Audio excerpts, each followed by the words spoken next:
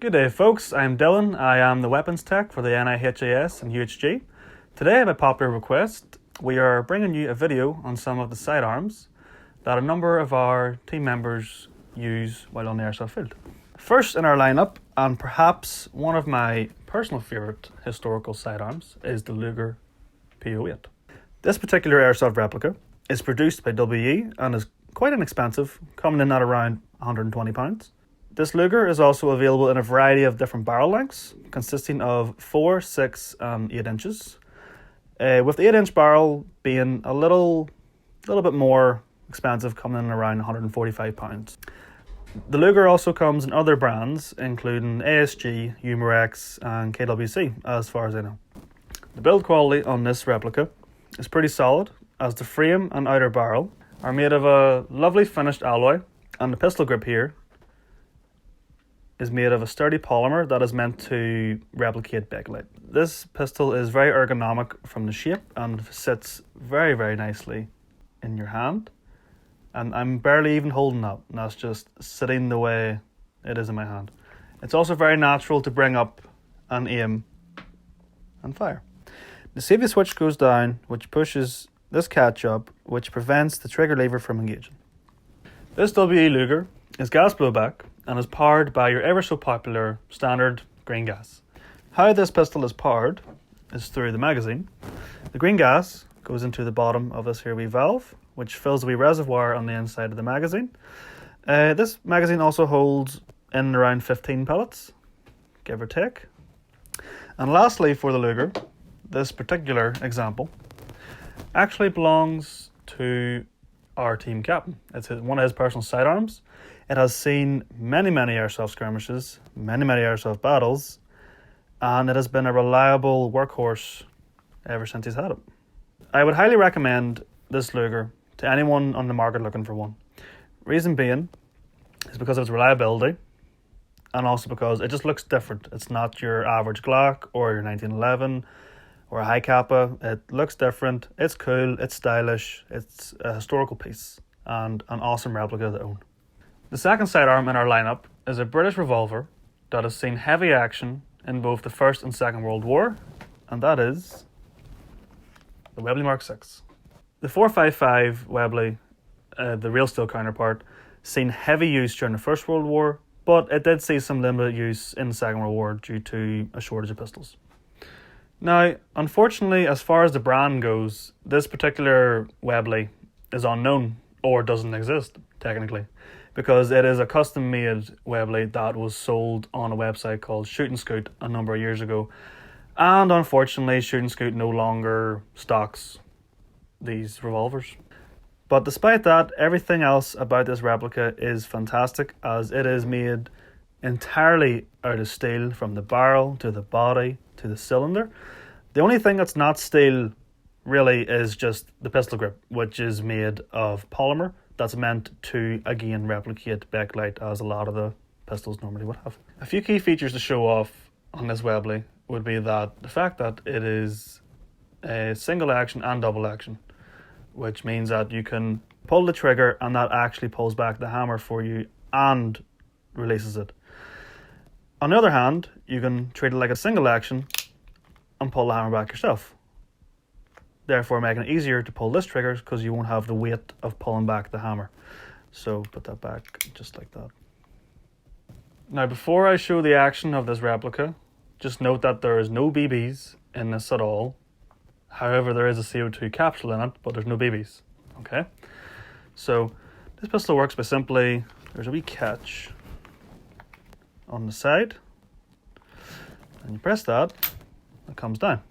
And somewhat similar to the real life Webley, has actual cartridges, except that they put pellets in the top of it, like so. And you just drop these in, like so, which is very satisfying. Although I can imagine doing this in the middle of a skirmish would be a bit awkward, but hey, that's what you get. This Webley replica is powered by CO2 and not green gas. The CO2 capsule goes into the grip, just there. As you could probably guess, the ammo capacity on this replica, just like most revolvers in the world, is, well, 6 rounds, which you see me put in earlier. My final thoughts on the Webley Mk VI is that although it is not the most practical sidearm for airsoft in particular, due to the fact that it's only got 6 shots and there's probably some other fella around the corner with a high kappa, 28 rounds, you're kind of screwed. It is still amazingly fun to play with and very satisfying to get kills with. And not to mention that it is very intimidating when you aim this at someone. Like, it just looks amazing. It is a very, very beautiful representation of the real life 455 Webley. So that is my take on the Webley Mk VI. The third sidearm in our lineup is a classic that everyone will recognise. The Colt M1911. It's a very, very popular sidearm that is still used to this day, despite the fact that the design is 110 years old as of 2021. But what's the old saying? If it ain't broke, don't fix it. The airsoft replica that I have here, we believe, is made by KJ Works. Reason why I say we believe is that it is that old of a pistol. It's been around for so long. We don't even know what it is. So if you have any particular idea as to what this pistol is, please drop a comment and let us know. We have found that classic 1911s, such as this here one, are produced by a number of different brands, including, but not limited to, Tokyo Marui, but of course, as well as WE, Cybergun and Armor Works. Living up to the popularity of its real-life counterpart, it is very, very common to see any 1911, maybe classic or modern, a high kappa, whatever, at any airsoft field. Now, getting to the build quality of this replica, it is fully metal, including the slide, the frame, you can actually see the outer barrel. Now don't worry, there's nothing in it. And yes, like it says, the frame and the pistol grip is made of a polymer that is, again, like many other pistols, meant to replicate bakelite. Quite a few key features on this 1911, just like the real life counterpart. You have your safety, just like that. You have your mag release, your slide release, and your grip safety, which is just an added precaution so that the weapon does not misfire without you holding it. This replica is gas blowback and is powered by green gas, which goes into the magazine, similar to the Luger, into that wee valve, which fills up a reservoir in here. And if you look at the back, that wee button, whenever you pull the trigger, the hammer hits that on the inside of the gun, which spurts a wee bit of gas out of this and into the gun. The magazine capacity of this particular 1911 is 15 rounds, similar to the Luger. Now, for my personal thoughts on the 1911, it is a fantastic starter pistol for anyone coming in the airsoft, as it's a very familiar platform. The aftermarket support is amazing. You can upgrade the hell out of these. And not to mention, it's just a classic. Like, who doesn't love a 1911? They just look amazing. I would also recommend the 1911 to anyone who is trying to replicate using historical equipment, such as ourselves, as it goes with the time frame. The fourth sidearm is another German pistol in our lineup. It was produced by the Germans, the Spanish and the Chinese, although the Spanish and Chinese were producing it illegally. It is the Mauser C96. What we have here is a Mauser made by Umarex, although I'm not entirely sure what other brands make the Mauser, but I'm sure there are other ones out there. If you know, drop a comment below. Getting on to the features of this pistol, it is actually mostly plastic, which is kind of strange because most of the other pistols are mainly metal. But despite that, the plastic actually feels quite sturdy and quite nice. Like, to be honest with you, I didn't even know until I got a closer look that this body was plastic. I thought it was metal. Here we can see the functional safety lever, which if you pull back, it's now ready to fire. And on the other side, we have our mag release, as this pistol, unlike most pistols, is loaded at the front and not through the pistol grip. This pistol is powered by CO2, it has gas blowback, and if you look over here, the CO2 capsules go straight into the magazine. So you pull this off, put the capsule in, screw that down, put that in, and away you go. The fact that this pistol is powered by CO2 makes it more reliable in cold conditions, as unlike green gas, CO2 is not affected by outside temperatures. As for the magazine capacity, it holds about 14 rounds. I know it looks quite big, but it only holds 14 rounds. Some final thoughts on this Mauser C96 is that it is definitely a unique pistol. The only two I've ever seen actually belong in our team. I've never seen anyone outside of the team with a Mauser. So that's a plus. Uniqueness is definitely a plus in my book. The fact, like I said before, CO2, reliable, great, all that good stuff. It's actually very comfortable to hold, because let me show you. Like, since the magazine goes in the front, you can sort of hold it almost like it's a wee carbine, which in real life, as everyone knows, it has the holster that's made of wood that acts like a stock. So funnily enough, there's actually a wee slit on the back of the pistol grip for that, if you were to ever get one of those stocks. But like I said, it's very comfortable to hold, very easy to bring up to your eye, very easy to aim, and it's just a lovely replica. The only downside I can see with this Mauser is that the aftermarket support would be quite poor, as there's not that many brands that make them. So if anything goes wrong or anything breaks, unfortunately, you could be paying more to fix it than, for example, the 1911. Since it's got amazing aftermarket support, it's a lot easier to fix. So if you grab one of these, keep it in good condition, clean it, all that good stuff. The Mauser is very comfortable to hold, as the pistol grip is a good ergonomic shape, which lets me to put my hand and fingers the whole way around it. Our fifth sidearm in our lineup is something a little bit different.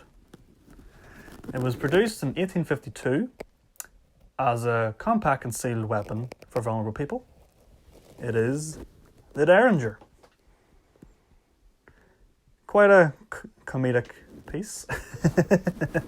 This particular Derringer here is produced by a brand called Maxtec, which is quite an obscure brand that, to be honest with you, I don't actually know what else they produce. This replica is also one of the oldest replicas in our team's armoury, as it has been here from the very, very start, and it has seen a lot of action, believe it or not. You're going to laugh, but this replica has been used in the airsoft field to take prisoners in a game mode where we don't take prisoners. Maybe we'll make a video on that someday. Moving on to the build quality of this pistol, it is full metal. The two little barrels, the frame is metal. The two small pistol grips are made of polymer. And it's a very easy pistol to function. This wee lever goes forward, barrels rotate up. As you can see, you load each pellet in individually, close the breech, bring the lever back, and it's ready to fire. You fire this by pulling back the hammer for each shot. It's as simple as that. It's a very easy pistol to work. The Derringer we have here is powered by green gas, as I don't know how you would fit a CO2 capsule in that. My personal thoughts on the Derringer is that you more use it for laughs, and also, well, it can be useful in a pinch, because if your primary weapon runs out of ammo, as well as your sidearm, this is the sidearm to your sidearm. So this could be used in conjunction with the rest of our sidearms. It's one of those things where it's more of a right place, right time, because you will not always get an opportunity to get a kill with this. Although when you do, it is very, very satisfying, as you have just killed someone with something that is tiny. Believe it or not, the Derringer actually has a little bit of weight to it, despite its size. Although, compared to the rest of the pistols, they weigh about maybe half the weight. The sixth sidearm in our lineup is the Winchester 1873 Mare's leg. And yes, this is a sidearm. One of our team members literally straps this to his leg, like a madman, because why not? This particular replica is made by ANK, which is a brand I particularly like, because ANK tends to make weapons that are not so mainstream, so things like this that you would not expect, which is, I think, is fantastic. Diving right into the build quality of this Winchester, it is full metal everywhere with a lovely wood furniture. That is actual wood, that's not a faux wood, that is actual wood, and it even has a little bit of brass on the little stock. It's actually quite interesting how to load this replica, because you're probably thinking, where would the pellets go? Well, with this replica you get a speed loader that comes with a plunger. So you put it in there, get your plunger, and you push them in, just like magic. You can also, if you wish, load BBs individually by pushing the feeding ramp down, although that might seem impractical because BBs are very fidgety. This Winchester holds about 25 pellets, and it is powered by green gas.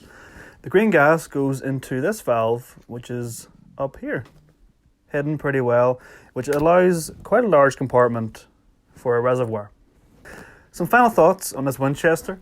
That is definitely up there with uniqueness. Like I said earlier, uniqueness in my book is fantastic. And it's a lovely replica, and it is very, very satisfying to shoot. I bet yous are all dying for me to do this. That makes me giggle like a little girl every time. Another cool thing about this is that, being that it is quite a small replica, it is perfect for close quarter engagements, and very, very satisfying to get kills with, as you can imagine. You know, bang, click, click, bang. It is very, very fun to use. Although the only downside, and this is the only downside to this, because it is absolutely fantastic, is the reload. Because once you put them 25 rounds in and you've spent them, trying to do that again in the middle of a skirmish can prove somewhat difficult. Not impossible, but if you're being shot at and you're being fidgety with it, it can throw you off, unfortunately. But other than that, fantastic replica. This feels absolutely lovely to hold. It has got a good bit of weight to it. It feels solid. The only thing is, though, I will say this: if you get this, do not try and flip cock it. You will break this lever. So that's it today for taking a look at some of the sidearms that we use in the UHG. Now, these aren't just single examples. Like, there are some of these where multiple team members have got one or maybe two or three of these. This is just one example of each. So thanks for watching. Leave a like if you liked the video at any point, and subscribe.